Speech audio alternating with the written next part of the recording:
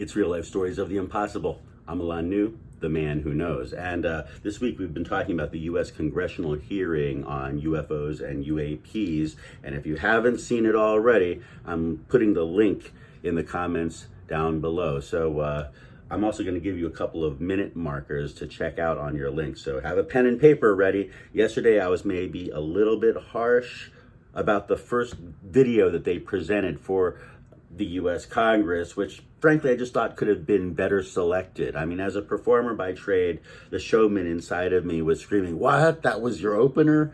And it turns out that military intelligence officers Scott Bray and Moultrie are guys who say that they're dedicated to the job in which they've created a rigorous collection system that's supposed to be collecting all of this data on UFOs and UAPs. They are intelligence experts and not UFO experts, after all. But yet the congressional hearing at times did reveal how little time has been spent in the actual analysis process to review some of maybe the more well-known UFO documented defense security threats from the past that are well known to UFO historians. So tomorrow I'm going to actually give you the finer details of what I'm going to introduce on this video, but to give you an idea of the conversation, which was kind of fun, that took place, that will lead us beautifully into tomorrow's real life stories of the impossible. At 54 minutes exactly, Congressman Michael Gallagher from Wisconsin, who claims to be no UFO expert, basically offers a little bit of his knowledge on Project Blue Book, which, you know, was back in the 1970s and apparently way before the UAP Task Force's time.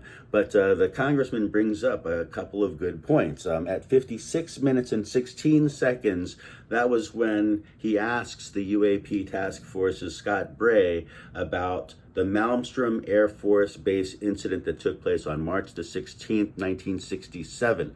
And we all learned by 57 minutes in that Scott Bray has never heard of this.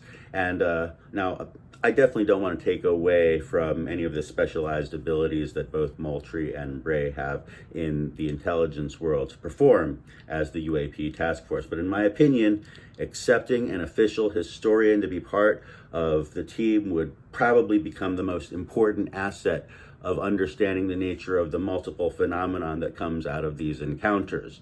Because frankly, there are a lot of guys who would be willing to be a historian for the UAP Task Force and could offer a really great perspective to send you on your way, frankly. So by 57 minutes and 20 seconds, Congressman Gallagher is even in disbelief, and he points out, oh, you know, it's a pretty high profile incident. I don't claim to be any UFO expert, but you know, it's out there in the ether and you guys are investigating it, so what you gonna do? And basically Moultrie responds, you know, if this was officially brought to our attention, we would look at it. There are many things out there in the ether that are not officially brought to our attention. And that's when Congressman Gallagher cuts in and says, I don't claim to be an authoritative figure, but for what it's worth, I'd like for you guys to look into it. I mean, he is a U.S. congressman, so I think that is relevant, and so that's when Moultrie responds, okay, we'll do.